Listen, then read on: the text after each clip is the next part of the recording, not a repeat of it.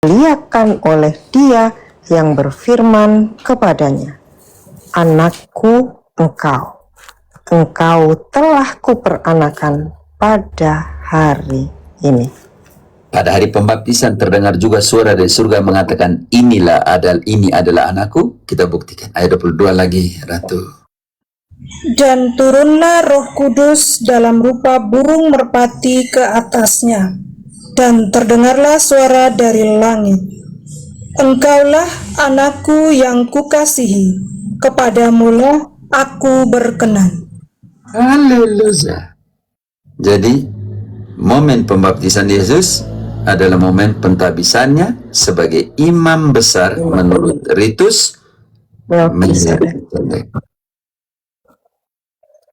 Karena itu pendeta tidak bisa menjelaskan relasi di sini, karena harus buktikan menurut umurnya berapa, apa yang diurapi dengan apa, dibasuh dengan apa, dan dimuliakan sebagai imam agung menurut ritus Melkisedek ketika terdengar suara, inilah anakku. Pendeta mau protes silakan. Tetapi dengan data biblis. Oke, teman-teman, lagi 15 menit jam 11 yang mana? Bapak tadi sudah turun hanya karena kata kunci burung merpati tadi. Makanya kita lihat, waktu itu Yesus dibaptis. Adalah momen pentabisannya sebagai imam agung. Mario, silakan. Joel. Mereka lagi sibuk urus Halo, patung terus, Bapak. Salam dari Timor Leste. Oh iya, salam. Joel, engkau sudah dari tadi. Joel ada di sini tidak? Dia turun minta naik, saya sapa tidak jawab. Kami Timor Leste rindu sekali Protestan Edis TV datang debat. Dia mau datang masuk Indonesia bagaimana? Dia sembunyi di Amerika nih? Ini dia harus datang ke Timor Leste, kami kasih paham. Setelah kemarin saya debat dengan dia soal patung, dia bilang kamu harus mengaku dulu. Ada dalam Alkitab menulis tentang untuk harus menyembah Maria atau tidak. Maka saya bilang, kamu panggil apa Maria? Kalau ibu dari Tuhan Yesus saja kamu tidak menghargai, mungkin juga mamamu di rumah juga kamu tidak menghargai. Itu poin pertama. Dan yang kedua, kami bukan menyembah patung, tapi kami menyembah Tuhan yang memilih Maria menjadi ibunya. Dan dia bilang, kamu mengerti Alkitab ke tidak? Saya bilang, saya sebelum kami Timor Leste, Alkitab kami tidak mengerti, tapi kami hanya mengerti kami itu dipantas menjadi anak Kristen yang baik, atau kami pantas menjadi orang-orang yang anaknya Yesus yang baik. Tapi kamu pakai TikTok untuk mencari koin, itu bagi saya itu kamu jangan memfitnah Katolik. Saya mohon, kalau kamu mau debat soal orang Muslim atau orang agama lain tidak apa-apa, karena kami tidak mau debat melawan saudara-saudara Muslim, apalagi kamu sendiri. Tapi kamu yang Mario, engkau datang mau cerita atau mau tanya? Ini pertanyaan saya. Ini yang saya mau tanya ke Pater begini. Karena cerita terlalu panjang dari pertanyaan ini, jadi persoalan ini. Maaf Pak Amu. Karena ini sekarang Pater jelaskan seperti ini di TikTok begini. Saya lihat ada akun yang tangkap layarnya, terus mereka belajar lagi, lawan lagi umat-umat Katolik. Padahal mereka punya pendeta tidak tahu soal Alkitab.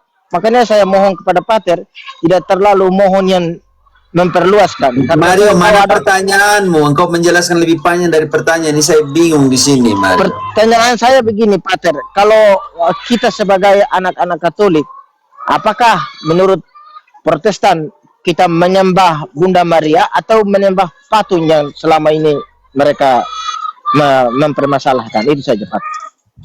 Oke. Pak Felis, apa kabar Pak Felis? Baik-baik kok. Ya, Pak Felis. Oke. Ini penting sekali, teman-teman. Jadi ada persoalan besar di sini ketika tidak memahami apa itu patung dan berhala dalam konteks Yahudi. Ketika Keluaran 20 itu ditulis, orang Yahudi berangkat dari perbudakan Mesir. Dan di sana ratusan tahun mereka hidup dengan mentalitas Mesir. Karena di sana terjadi politeisme dan ingat, dan Firaun juga menganggap dia sebagai seorang tuan atau ilah atau dewa. Ini jadi persoalan, karena itu tidak bisa dimengerti dalam konteks perjanjian baru untuk memahami Wahyu 20. Itu yang pertama. Yang kedua, ketika Wahyu 20 itu ditulis, Bunda Maria belum ada, orang-orang kudus belum ada, Yesus belum menjadi daging dan menjadi manusia dan tinggal di antara kita. Karena itu, orang-orang yang main hanya di Wahyu 20, orang-orang ini nih hidup pada zaman Musa. Itu harus dimengerti dulu, bukan pada zaman sekarang. Sekarang siapa yang mempunyai TB2? Adakah yang mempunyai? Ada yang Frater nggak bisa. punya TB2? Saya punya Alkitab tuh. Ya, sebentar Pater. Ya. Frater bisa loh? Ya udah. Larangan pertama, Ya, oke. Wahyu, Keluaran 20 ayat 4. Larangan pertama. Saya pakai Alkitab. Ada. Oke. Ya, Berapa Pater? jangan membuat. Oke. Ayat 4 ya, Pak ya. Ide saya yang kau bisa pakai hanya ganti patung dengan berhala. Frater masih mungkin di rumah retret dari ibu. Iya Pater. Keluaran berapa tadi Pater, maaf? 20 ayat 4. Ganti patung dengan berhala. Kita ikut Lai punya dinamika. Saya sudah bosan sebenarnya jelaskan ini. Keluaran 20. Nanti kita tidak berkembang, kita sama dengan orang-orang seperti ini yang main patung-patung. Katolik yang hanya bilang patung terus, main di patung terus. Katolik yang tidak berkembang. Wahyu 20 ayat 4. Jangan membuat bagimu patung berhala yang menyerupai. Ganti patung itu dengan berhala. Jangan tambah lagi patung berhala. Oh iya Pater. Ini saya baca TB2 ini Pater, sudah TB2. Jangan membuat bagimu berhala yang menyerupai apapun yang ada di langit di atas, atau yang ada di bumi di bawah, atau yang ada di dalam air di bawah bumi. Larangan pertama.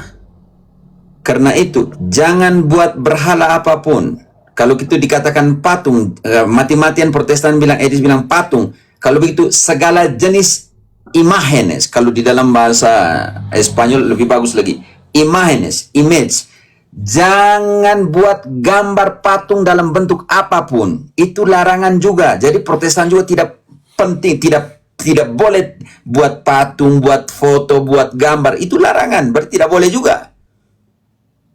Itu larangan pertama. Larangan kedua, ayat 5. Jangan sujud menyembahnya atau beribadah kepadanya, sebab aku, Tuhan Allahmu, adalah Allah yang cemburu, yang membalas kesalahan bapa kepada anak-anaknya, Oke, sampai cukup. kepada. Sampai tidak penting. Di situ ada dua kata penting. Jangan sujud dan jangan ibadah. Tetapi kepada siapa? Kepada berhala. Ayat 3. A-nya diganti dengan I. Supaya jangan ambigu orang yang mendengarkan.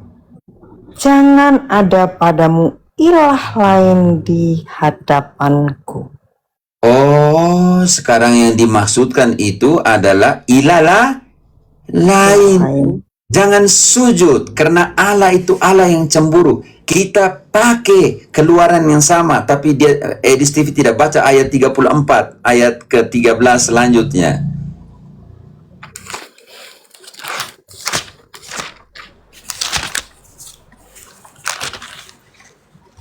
Sebaliknya, mesbah-mesbah mereka harus kamu robohkan, tugu-tugu berhala mereka kamu remukkan, dan tiang-tiang berhala mereka kamu tebak. 13-nya tadi ayat 14. Itu 13 Pater. 14-nya. Sebab janganlah engkau sujud menyembah ilah lain, karena Tuhan bernama pencemburu. Ia adalah Artinya, Allah yang artinya jangan sujud menyembah atau ibadah kepada ilah lain. ilah lain. Ilah-ilah lain ini, ayat ke-13-nya, dibuat dalam mesbah, di patung, dan semua. Dibaca ulang.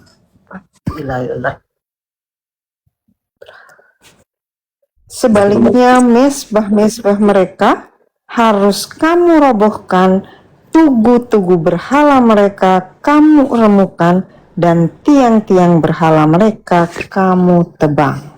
Karena itu di depan patung berhala itu dibuat apa? Mesbah, dibuat apa lagi di situ? Tugu, dibuat apa lagi di situ? Tugu-tugu dan Apa lagi dibuat? Dan tiang-tiang. tiang-tiang. Ada mesbah, ada altar di situ atau tidak? Di situ dikatakan ada mesbah atau itu. altar atau tidak di situ yang Iya, harus dirubuhkan. Karena ada, itu Pak. berhala punya. Iya. Makanya ayat selanjutnya. Ada mesbah. Ya, makanya ayat selanjutnya. Sebab janganlah engkau sujud menyembah ilah lain, karena Tuhan bernama pencemburu. Ia adalah Allah yang cemburu. Itu yang dimaksudkan, yaitu berhala-berhala yang dibuat dalam patung berhala dari ilah-ilah, Ilah-ilah lain. dan mereka harus sembelihkan sesuatu di atas mesbah itu. Ayat 15. Jangan sampai engkau mengikat perjanjian dengan penduduk negeri itu, sebab ketika mereka berzinah dengan mengikuti ilah-ilah mereka dan mempersembahkan kurban kepada ilah-ilah mereka itu, mereka akan mengundangmu dan engkau akan ikut makan kurban sembelihan mereka. Ayat 17. Janganlah kau buat bagimu ilah dari rogam tuangan. Artinya patung. Sangat jelas di situ, taruh patung, mesbah, tugu, tiang, dan di mesbah itu, di altar itu harus bunuh binatang di depan patung berhala itu. Dan setelah bunuh binatang, korbankan darahnya, mereka makan dagingnya. Turun ke ayat 32. Ketika orang Israel membuat apa ketika Musa ada di gunung Horeb. Ini penting sekali. Baca baik-baik kitab suci kayak di TV supaya jangan membuat sesatkan orang. Ayat 32. Itu seluruh orang Israel datang mendekat. Lalu Musa menyampaikan segala perintah yang difirmankan Tuhan kepadanya di Gunung Sinai. Ayat 2. Ayat 2, Pak. 32 ayat 2 sekarang. Kita boleh lihat. Bersiaplah. Ketika Musa ada di Gunung Sinai, Gunung Sinai, apa yang dibuat orang Israel di bawah gunung? Harun berkata kepada mereka, lepaskanlah anting-anting emas yang ada pada telinga istrimu, anakmu laki-laki dan perempuan, lalu bawalah semuanya itu kepadaku. Lanjut. Seluruh bangsa itu pun melepaskan anting-anting emas yang ada pada telinga mereka dan membawanya kepada Harun. Ia menerimanya dari tangan mereka, merancang bentuknya dengan alat, dan membuat anak lembu tuangan. Lalu kata mereka, Ini "Hai penting. Israel, Setelah membuat patung lembu, apa kata mereka kepada orang Israel tentang patung itu? Lalu kata mereka, hai Israel, inilah Allahmu yang menuntun engkau keluar dari tanah Mesir." Ketika Harun melihat hal itu, ia mendirikan mezbah di depan anak lembu itu. Lalu ia berseru, besok hari raya bagi Tuhan. Keesokan harinya, pagi-pagi mereka mempersembahkan kurban bakaran dan kurban keselamatan. Kemudian bangsa itu duduk makan dan minum, lalu mereka bangkit dan bersenang-senang. Di depan patung anak lembu dibuat altar, dikorbankan korban binatang, dan mereka makan binatang yang dikorbankan itu. Di mana Katolik di depan patung Bunda Maria, orang Kudus buat mesbah, potong kambing, kerbau apa, dipersembahkan darah di depan patung Bunda Maria, lalu mereka makan dagingnya. Makanya Edis TV jangan framing sembarang-sembarang. Kalau tidak tahu tafsir kitab suci, jangan sembarang-sembarang, jangan belajar di Google seolah sudah tahu semua. Sekarang kita lihat, kalau begitu, kita lihat bilangan 25, ini penting sekali. Mereka buat yang sama, bilangan 25 ayat 1-3. Mereka buat yang sama. Di depan patung-patung itu mereka buat apa? Tapi berhala dari ilah-ilah lain. Sementara Israel tinggal di Sitim, mulailah bangsa itu berzinah dengan perempuan-perempuan Moab. Perempuan-perempuan ini mengajak bangsa itu ke korban sembelihan bagi Allah mereka. Lalu bangsa itu turut makan dari korban itu dan menyembah Allah orang-orang itu. Iya, ilah-ilah lain. Mereka punya Allah, bangsa-bangsa lain.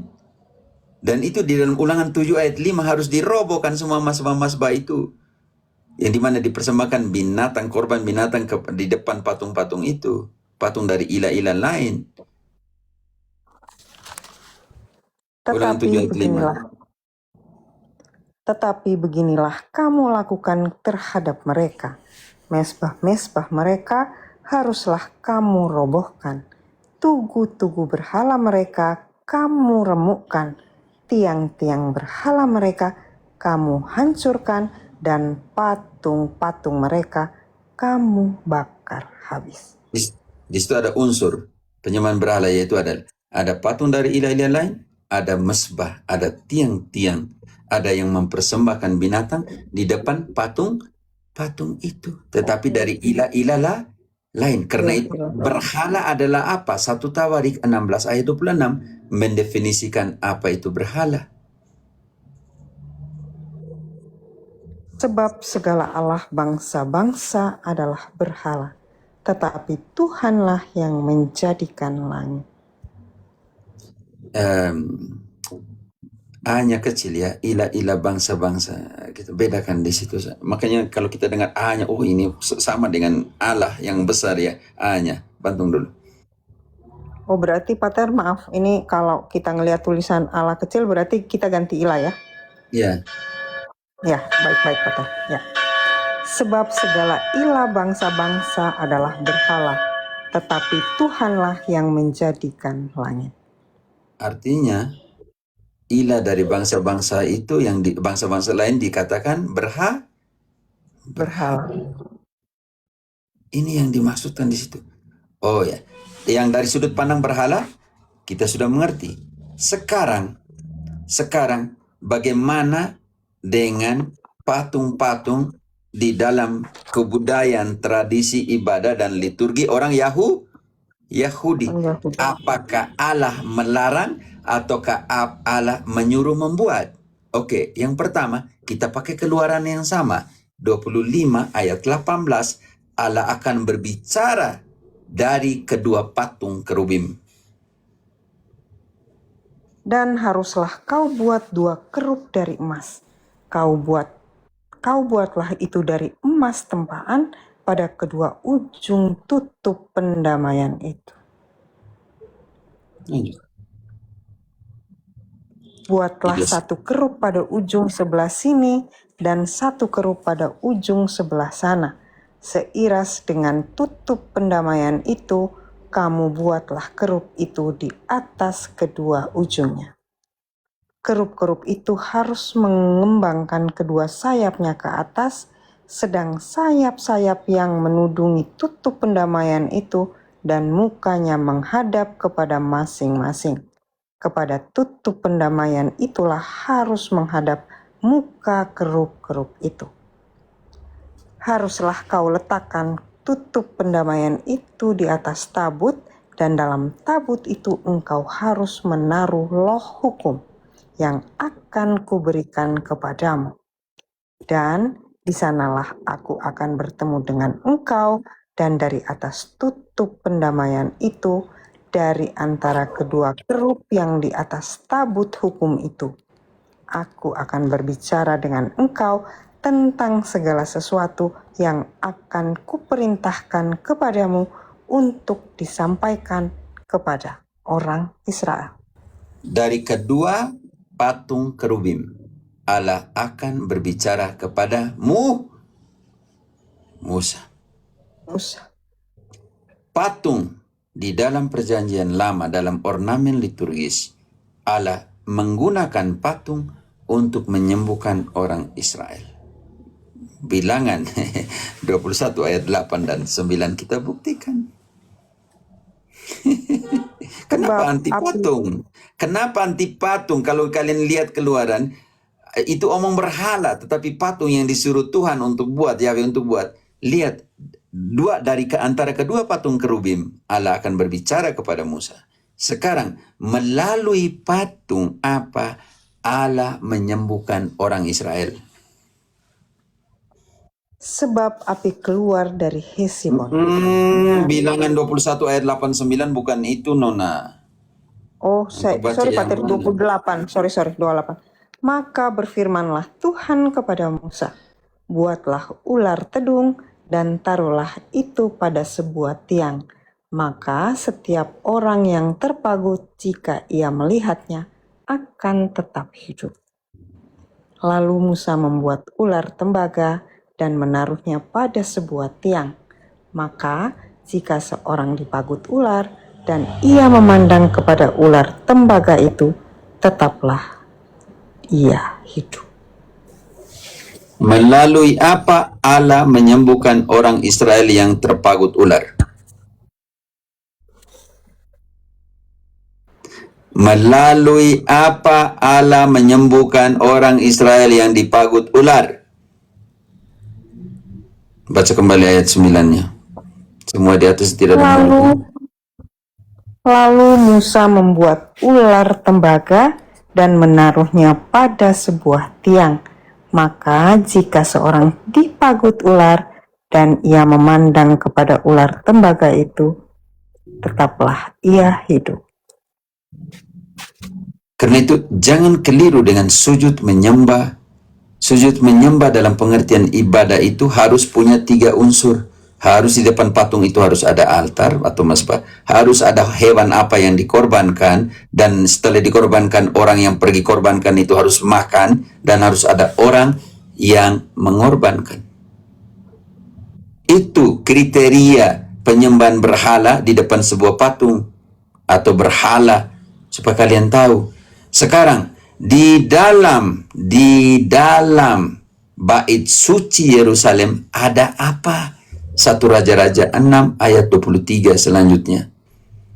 Ada apa? Ada patung atau tidak? Berarti bait suci Yerusalem itu mirip dengan gereja Katolik. Protestan punya lebih mirip dengan apa? Kalau di Kolombia ini banyak lebih mirip dengan ini garasi mobil. Mereka keluar buat mereka ibadah, setelah itu masuk lagi mobil di situ. Karena itu banyak yang kami namakan di sini gereja garasi. Denom garasi. Garasi-garasi dibuat seperti itu. Sekarang kita lihat gerejanya Katolik itu mirip tidak dengan bait suci Yerusalem. Silakan. Selanjutnya di dalam ruang belakang itu dibuatnya 2 kerup dari kayu minyak, masing-masing 10 hasta tingginya. Sayap yang satu dari kerup itu 5 hasta panjangnya, dan sayap yang lain juga 5 hasta, sehingga dari ujung sayap yang satu sampai ke ujung sayap yang lain 10 hasta panjangnya. Juga Kerup yang kedua adalah 10 hasta Jangan panjang. naikkan orang lagi. Saya sudah bilang, sudah jam. Kalian kenapa naikkan orang? Saya sudah umumkan dari tadi. Tolong. Ini pertanyaan satu dan terakhir. Oke, lanjut dulu. Jaran, jangan marah. Saya tidak bisa layan yang kasus sudah jam 11. Tolong teman-teman moderator dengar dari tadi. Tolong. Kalau kasihan saya juga. Kalian mau saya mati kah? Ini mete seperti kalian. Saya tidak bisa mete. Oke. Juga kerup yang kedua, saya dari 25 ya Patar. Juga kerup yang kedua adalah 10 hasta panjangnya. Dan kedua kerup itu sama ukuran dan sama potongan badannya. Tinggi kerup yang satu 10 hasta dan demikian juga kerup yang kedua. Maka ditaruhnyalah kerup-kerup itu di tengah-tengah ruang yang di sebelah dalam sekali. Kerup-kerup itu mengembangkan sayapnya sehingga kerup yang satu menyentuh dinding dengan sayapnya dan kerup yang kedua menyentuh dinding yang lain, sedang sayap-sayap yang arah ke tengah rumah itu bersentuhan ujungnya. Wow, 4,5 meter, 4,5 meter, 9 meter. Besar atau kecil kerup itu? Dan Tidak, saya tidak tanya di situ. Besar atau kecil? besar Pater, besar sekali. Tingginya berapa meter? 4,5. Lebarnya 4,5 kalau 4,5. Kalau 2 artinya 9 meter lebarnya. Karena sentuh sayap dengan satunya bersentuhan. Ketika orang masuk pertama, orang lihat apa? Sekarang di dinding-dindingnya ada apa? Di pintu-pintu bait suci itu ada apa? Ayat 32. Pada kedua daun pintu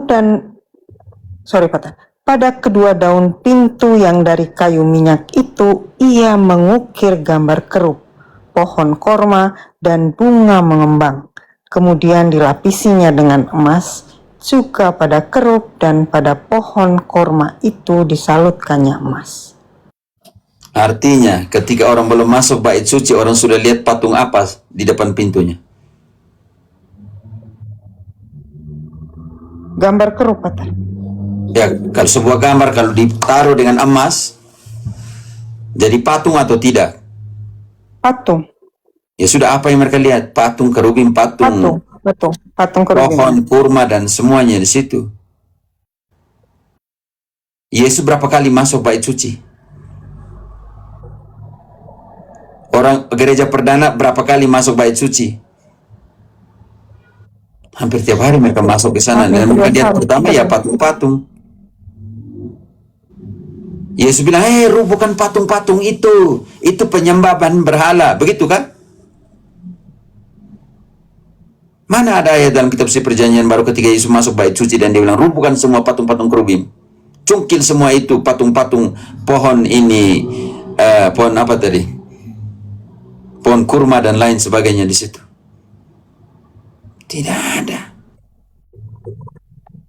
Berarti ada. Allah berbicara melalui di antara kedua patung. Yang kedua, melalui patung ular, Allah menyembuhkan orang Israel. Yang ketiga, ornamen liturgis di tempat di bait suci di Yerusalem terdapat begitu banyak patung kerubim, patung kurma dan lain sebagainya. Dan orang Israel tidak ada masalah dengan patung. Karena kalau bilang sampai kepada sujud menyembah kepada patung itu, artinya mereka harus beribadah. Karena itu harus taruh apa? Mazbah, korban, dan siapa yang melakukannya itu. Dan setelah bunuh binatang di depan patung itu, mereka harus makan. Di mana ada orang Yahudi di Yerusalem buat begitu? Di depan patung kerubin mereka buat begitu? Tidak. Ketika Imam Agung masuk ke ruang Maha Kudus, dia harus menyembelih apa? Anak domba, kurban menghapus dosa. Itu di hadapan apa? Kerubim. Tidak masalah. Karena itu dalam konteks Yahudi harus dibedakan antara kata teselem atau pituas dengan kata pesel. Ketika kata pesel itu untuk berhala dari ilah-ilah dari bangsa-bangsa lain. Kalau dia gunakan di situ adalah teselem atau pituats, itu adalah gambar representatif untuk ornamen liturgis. Tidak ada masalah. Makanya saya bingung. Yang ruangan doa Protestan punya ini mirip siapa punya tidak tahu. Karena Katolik punya mirip bait suci. Karena yang pertama yang menerima itu siapa? Kita bantu dulu Protestan yang mau belajar. Di dalam Roma 9 ayat 5, orang Israel menerima ibadah atau tidak? Mereka adalah keturunan bapa-bapa leluhur yang menurunkan Mesias dalam keadaannya sebagai manusia yang ada di atas segala sesuatu. Ia adalah Allah yang harus dipuji sampai selama-lamanya. Amin. Lanjut. Akan tetapi firman Allah tidak mungkin 9 gagal. ayat 5, engkau baca baik-baik tidak di situ? Iya, Pater, itu tadi. Sudah sampai di selama-lamanya, amin. Sekarang yang ke-6. Akan tetapi firman Allah tidak mungkin gagal. 5 ayat 9. Roma Saya 5 butuh ayat orang Roma. 9. Saya butuh mereka menerima ibadah, mereka menerima janji itu. Lebih-lebih karena kita sekarang telah dibenarkan oleh darahnya. 9 ayat 4. Roma 9 ayat 4. Sebab mereka adalah orang Israel, mereka telah diangkat menjadi anak, dan mereka telah menerima kemuliaan dan perjanjian-perjanjian dan hukum Taurat dan ibadah dan janji-janji. Yang diubah di sini nanti di dalam perjanjian baru itu imamatnya atau tidak? Yang diubahnya imamat saja, imamat dari Harun ke Melkisedek. Bukan diubah patung dan kerubim dan semua. Proses dasar ibadah penyembahan itu tetap sama, punya unsur imam, mesbah, dan korban. Hanya Lewi punya dan Harun binatang, Melkisedek roti dan anggur. Kamu bagaimana pergi belajar dengan orang yang tidak tahu? Dia belajar teologi dari mana, kitab suci dari mana, dia punya standar akademis mana. Kita dapat akademis, lu punya kriteria akademis, lu mana, ijazah dari mana keluar teologimu, filsafatmu ambil dari mana, biblismu dari mana? Debat akademis, tidak ada akademis, DO udah 2 kali, bagaimana? Yang ini juga orang ikut. Jadi orang ikut dia sama-sama DO juga. DO dari Google juga DO. Jadi lucu. Orang lebih percaya orang yang keluar DO dari universitas daripada, atau orang yang lebih percaya orang yang belajar di Google daripada orang yang punya standar akademis. Kan jadi lucu. Jadi semua yang ikut dia tuh sama-sama DO.